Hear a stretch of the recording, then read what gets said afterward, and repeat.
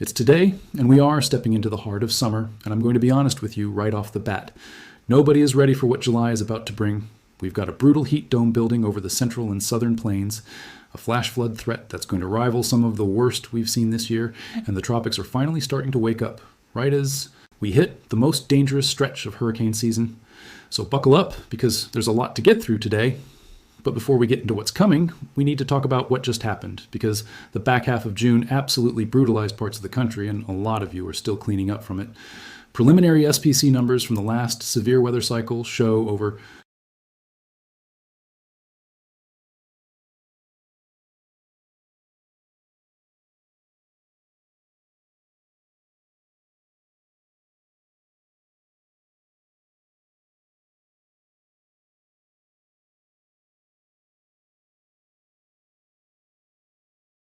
destroyed multiple farmsteads and injured 6 people. Thankfully, no fatalities were reported there, but just to the south in Oklahoma, a line of severe thunderstorms produced wind gusts over 90 miles per hour. And that straight-line wind event is being blamed for 2 deaths after trees fell on homes.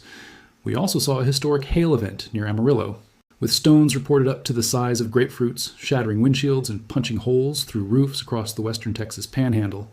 And through all of that, our team was live for almost 40 hours straight covering the outbreak. And on YouTube alone, we reached over 7 million people during that stretch. This community showed up in a massive way too. Together, we raised more than $90,000 for storm victims through the Y'all Squad, and we got 800 Midland NOAA weather radios out to families in Salina and Amarillo so they can stay ahead of the next round of dangerous weather.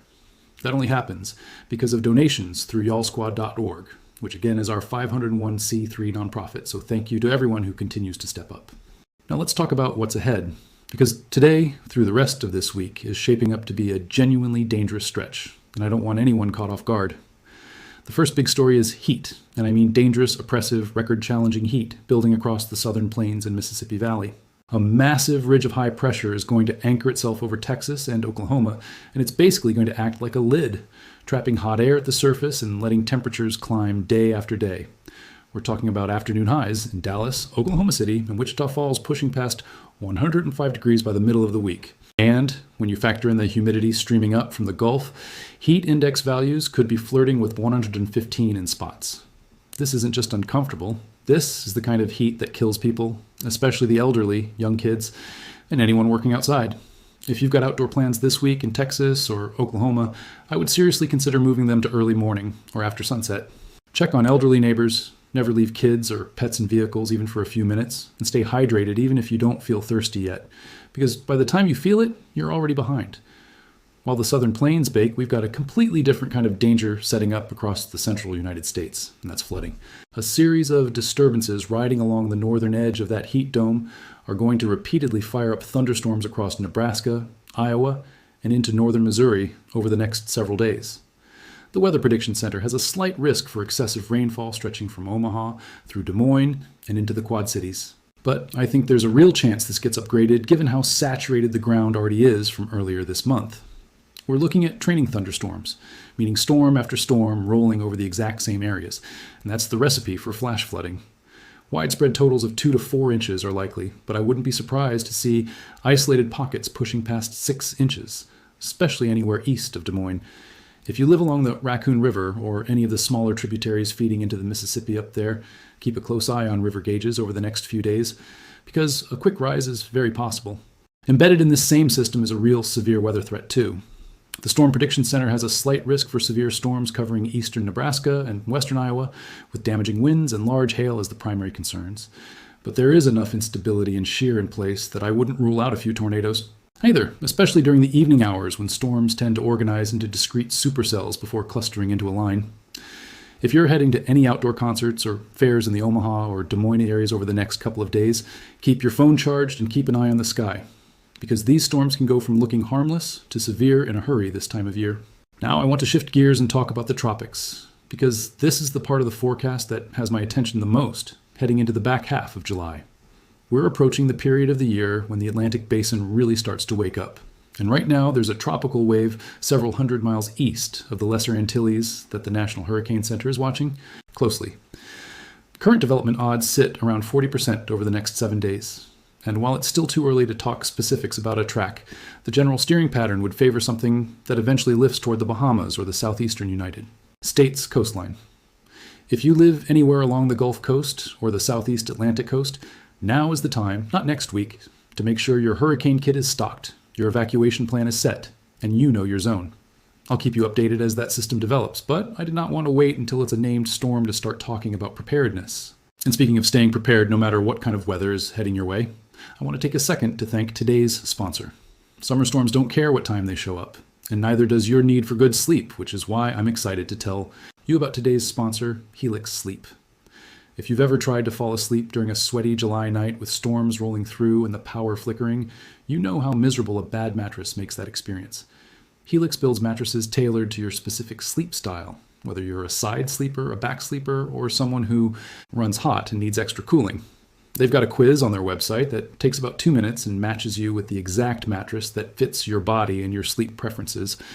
A lot of our viewers who travel for storm coverage or who deal with unpredictable summer schedules say switching to a Helix mattress made a real difference in how rested they feel, even on short nights. Helix also ships the mattress directly to your door in a box, so you don't have to deal with delivery trucks or pushy showroom salespeople. Right now, Helix is offering our viewers 20% off all mattress orders plus 2 free pillows when you go to helixsleep.com, y'all. One more time, that's 20% off plus 2 free pillows at helixsleep.com, y'all. And there's a link in the description below. All right, let's get back into the forecast.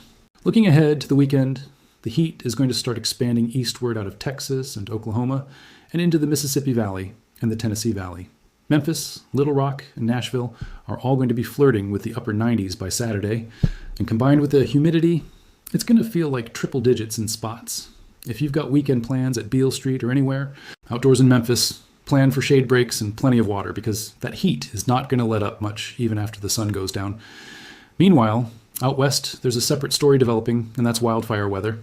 A dry cold front is going to push through the Great Basin and into the northern Rockies by the weekend, and behind it, we're going to see gusty winds combined with very low relative humidity, sometimes dropping into the single digits.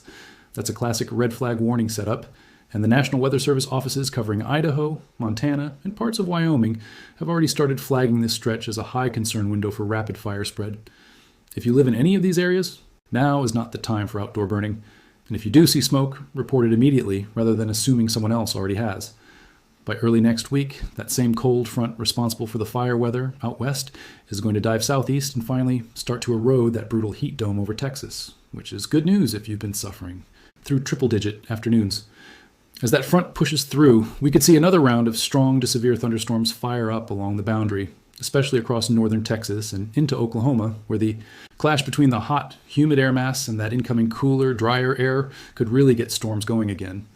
I'll have more specifics on timing as we get closer, but I wanted to give you a heads up now in case you've got plans early next week in that corridor. And look, I know we've covered a lot of dangerous stuff today: heat, flooding, severe storms, and a tropical system to watch. And I always say this, but I mean it every time. This is exactly why I built Y'all Call. A push notification on your phone is easy to sleep through, especially during a hot, humid July night with the air conditioner running and a fan blowing. Y'all Call actually rings your phone like an incoming call, and it keeps ringing until you wake up and acknowledge it. That's the difference between waking up to shelter in time and waking up to a flooded street or a damaged home. If you live anywhere we talked about today, especially in that flash flood zone across Iowa and Nebraska or along the Gulf Coast where we're watching the tropics, I would strongly encourage you to get signed up. Now let's end on some good news, because not everywhere is dealing with extremes this week. If you want the best weather in the country right now, you need to be looking at the Pacific Northwest. Seattle and Portland are both sitting in this perfect stretch of dry, mild weather with highs in the mid to upper 70s and overnight lows dropping into the comfortable upper 50s. Humidity is low, skies are mostly clear, and there's almost no severe weather risk anywhere in the picture for the next several days. If you've got the flexibility to travel, this is about as close to perfect summer weather as it gets anywhere in the country right now, and honestly, after the kind of stretch we've had with heat domes and flash flooding everywhere else, a little bit of mild, boring weather sounds pretty nice. That's going to do it for today's forecast. There's a lot happening out there, from dangerous heat in the southern plains, to flash flooding risk in the Midwest, to fire, weather out west, and a tropical system worth watching in the Atlantic. July is shaping up to be one of those months where you genuinely need to stay on top of the forecast, because conditions are changing fast and they're changing everywhere at once. Make sure you like this video and subscribe to the channel so you never miss an update. Because I promise you, this pattern is not slowing down anytime soon. I'll see you in the next one. Stay safe out there.